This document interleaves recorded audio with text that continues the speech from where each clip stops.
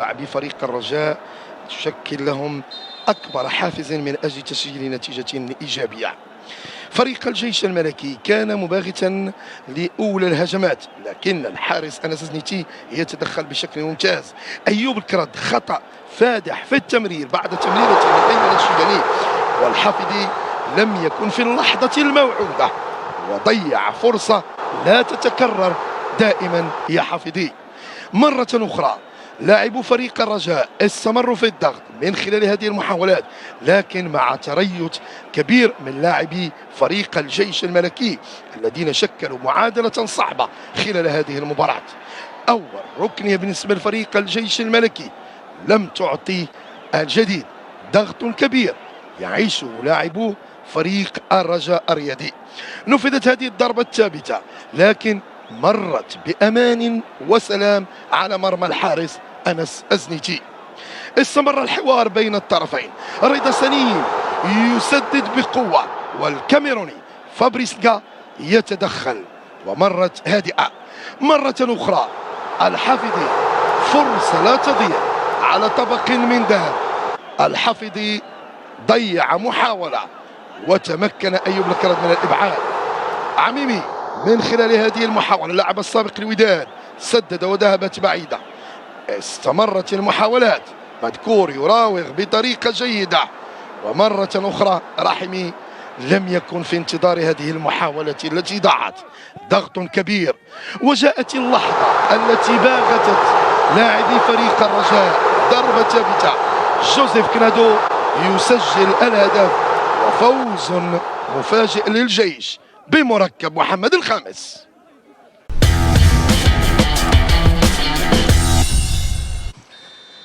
ننضم للفريقين خلال الجولة الثانية. الرجاء دخل الجولة الثانية ويرغب في تسجيل هدف التعادل. نتيجة الجولة الأولى كانت لا تخدم مصلحته. الحافظ من خلال هذه المحاولة حاول مغازلة شباك الحارس أيوب الكرد. مرة أخرى نتابع محاولة وتدخل جيد لأيوب الكرد من خلال هذه اللقطة. ضربة رأسية تصدى لها ببراعة أيوب الكرد. استمرت المحاولات هكذا دوالي، محاولة هنا وتدخل جيد لأنس الزنيتي من خلال هذه المحاولة.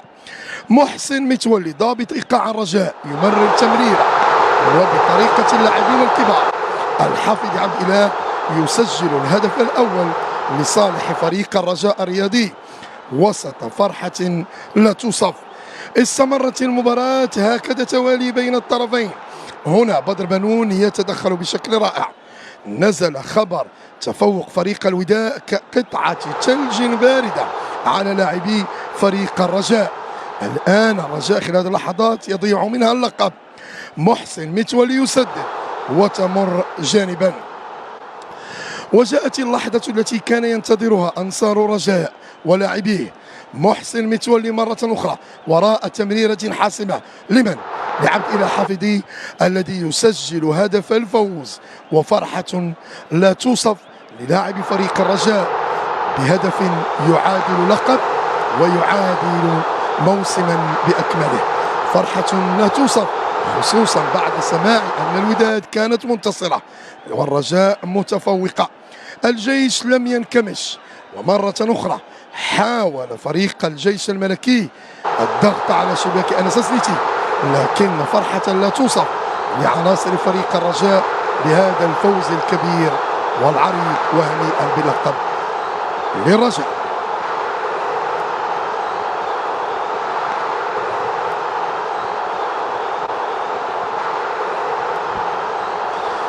فرحة لا توصف لفريق الرجاء الرياضي بهذا الفوز التاريخي، فوز سيبقى عالقا. وجماهير الرجاء اليوم في المدرجات غائبة، لكن لاعبي الرجاء عوضوها في المدرجات. فرحة لا توصف لفريق الرجاء بلقب طال انتظاره ل7 سنوات، وعريس الليلة هو عبد الإله الحافظي دون نسيان زميله محسن متولي صاحب التمريرات الحاسمة. إذن الرجاء تحقق اللقب، وكرة القدم الوطنية تشهد تشويقا غير مسبوق وصراعا كبيرا بين الوداد والرجاء، وفرحة لا توصف للاعبي فريق الرجاء ذرفت الدموع، والسلمي اليوم بدا كطفل صغير فرح بانتصار. الجيش الملكي قدم صورة مشرفة، والوداد تألقت في مصارعتها وفي صراعها مع اللقب، والرجاء حققت اللقب بعد طول انتظار. كل حسب دوره قدموا اليوم مباراة كبيرة وموسما سيبقى تاريخيا لأنه هو الأطول. صور ستبقى في الذاكرة، صور جمال السلمي الذي تحرر من هيبة مدرب وانطلق كلاعب يفرح بهذا اللقب الذي تعذب فيه الرجاء قبل التتويج، لقب بدل فيه الرجاء الغالي والنفيس.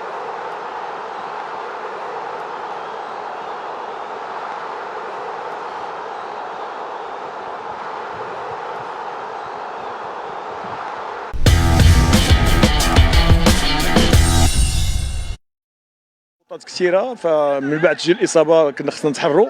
رجوع التلقائي ديال اللاعبين لخط الدفاع اللي ما طلبناش منهم اصلا، وهذا ناتج على الحفاظ على النتيجه، وهذا يعني عادي في كره القدم. هو اللي عطى فرصتين اللي خطانا فيهم بكل صراحه وتسجلت على الاصابه. دونك السال ماتش بالنسبه لنا حنايا درنا الواجب ديالنا، لعبنا بكل روح يعني نزيهه. تسجلنا اصابات في الوقت اللي ما خصهاش تسجل علينا، فكنظن ان مازال خصنا نشتغلوا في هذا من الناحيه النفسيه اللي عند اللاعبين.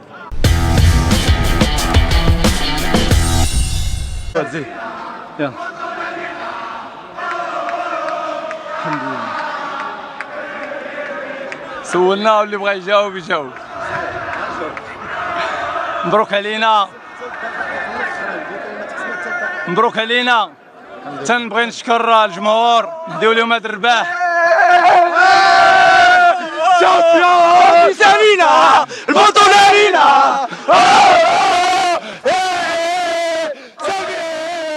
صافي سالينا البطولة لينا.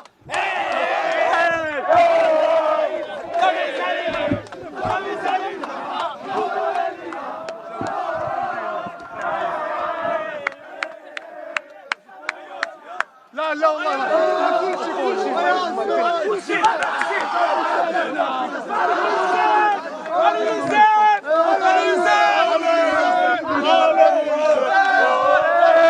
شامبيون شامبيون. صافي سالينا بطولة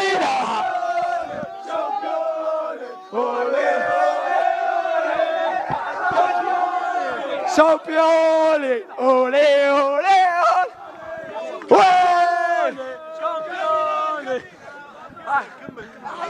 الحمد لله بك بير. كنبغي نشكر كاع الزملاء ديالي. الحمد لله مجهودات ما مشاوش خاويه. 3 دعم والشامبيونه ديالنا الثلاثيه ان شاء الله. الحمد لله.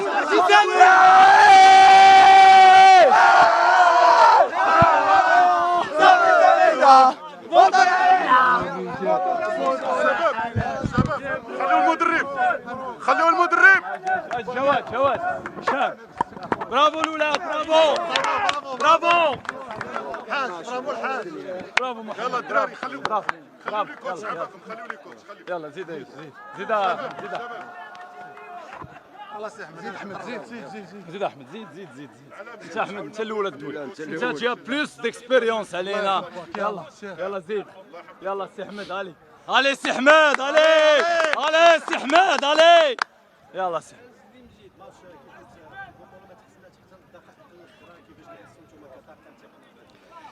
المهم الاحساس ديالنا بعدا اول شيء نقولوا انا نشد لك السي احمد. انا نشد. المهم مبروك على جميع الرجاويين، مبروك على الشعب الرجاوي، ومبروك للعابه، وعاد باش مبروك على الطاقم التقني والمسيرين. مباراة بحال هادو لازم تعيشهم وتعرف تعيشهم، لان لما عشتيهمش وعرفتي ليهم وعرفتي كيفاش تسايرهم صعيب باش تكون شامبيون. حنا خدمنا بالعقليه ديال الشامبيون ولعبنا حتى لاخر لحظه ودينا الشامبيونه وكنستحقوها. شكرا سي احمد. زيد لا والله تزيد زيد. انا نشد لك الميكرو. بسم الله الرحمن الرحيم. فاول حاجه تنبغي ندير الفوز هذا لجميع الرجاويين. صراحه تعذبنا بشكل كبير. لاول مره ربما الى اخر دوره، الى اخر دقائق تنتوجوا باللقب، تنستاهلوه. صراحه عمل كبير قامت به المنظومه، لا من جماهير ولا مكتب ولا طاقم تقني كبير ولا لاعبين اللي صراحه عطاو الشيء الكثير لهذا النادي هذا. تنشكر الناس اللي دعوا معنا في الخفاء، اللي وقفوا معنا، وتشكر الناس اللي عطاونا المسامير في الطريق ديالنا، لان هذا الشيء زادنا غير اصرار وعزيمه باش نكملوا في الاداء ديالنا ونحققوا لقب اللي هو غالي على الرجاء. شكرا. يلا التحق بهم راه اش زيد لا سي هشام. اولا مبروك على الرجاويين كاملين بهذا اللقب اللي كنستحقوه. عام و3 اشهر باش نفوزوا بهذا اللقب في موسم استثنائي غيتحسب في التاريخ ديال الرجاء وفي التاريخ ديال الكره المغربيه. هو اول لقب في هذه الظروف الاستثنائيه اللي كاينه بوجود كورونا، فغيتحسب لنا لقب يعني غالي بالنسبه لنا. نستاهلوه، لعبنا حتى لاخر رمق. ما نساوش بانه قبل كورونا يعني كنا في مراتب وسط الترتيب، ومع ذلك يعني اجتهدنا وخدمنا وعملنا بشكل جيد باش حققنا هذا اللقب اللي كنستاهلوه. ومبروك علينا كاملين، وبصراحه يعني احساس غريب، والحمد لله الحمد لله. قول لهم يتسناونا. زيد جواد زيد. بريباراتور فيزيك. السلام عليكم. تنهني الجماهير العالميه ديال الرجاء البيضاوي، مبروك علينا كاملين. تنشكر اللعابه بزاف على لي زيفور اللي داروا، الحمد لله والشكر لله. تنشكر الناس اللي ساندونا وداو معنا واتقوا فينا حتى الاخر، الحمد لله والشكر لله. برافو جواد. بسم الله الرحمن الرحيم. اول حاجه الحمد لله الحمد لله الحمد لله. طلبنا الله تعالى كما دخلنا لهذه الفرقه اللي غاليه علينا وعزيزه علينا، دخلنا لها في واحد النهار كبير ودخلنا لها بالعز. طلبناه ان ما تتسالي هذه البطولات وتنكونوا معزوزين. الحمد لله. تنظن بان فخورين باللاعبين، فخورين بجميع مكونات النادي، فخورين بالجمهور ديالنا.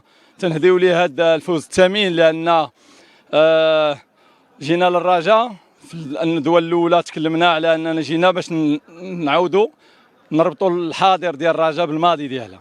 الرجاء 8 سنين ما دات البطوله، فاحنا حققنا البطوله.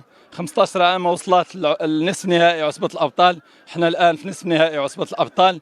مازال تنطمحوا ان شاء الله باش نفوزوا بكاس العرب اللي ما عمر الفريق ما كسبوا، وبالتالي هذا الشيء اللي حققناه فهو السر ديالو هو التلاحم ديال المكونات ديال فريق الرجاء رغم الصعوبات، رغم مجموعه ديال العراقيل اللي لقيناها في الطريق. ولكن كان واحد النهار قبل ما نلعبوا المباراه ديال طنجه كنت نتساءل واش غنفوزوا بالبطوله بهذه السهوله. تنظن ما كاينش شي طعم اخر لهذه البطوله وتكون ثمينه وتكون غاليه الا انك تعيشها بهذا الشيء اللي عشناه فيه. تنظن بان بطوله ما عمرها ما غتنسى. حنا تنشكروا اللاعبين، تنشكروا المسيرين، تنشكروا الجمهور، تنشكروا المنافسين. تنهنيو جميع الفرق اللي تنافسات بشرف على هذه البطوله هذه، خاصه في الدورات الاخيره. تنظن بان اكبر متوج الان في هذه اللحظه هذه هو كره القدم المغربيه، لان الفريق اللي تيستحق انه يتوج هو حنا وتوجنا. هنيئا لجميع المحبين لكره القدم المغربيه بهذا التتويج ديال الرجاء المستحق.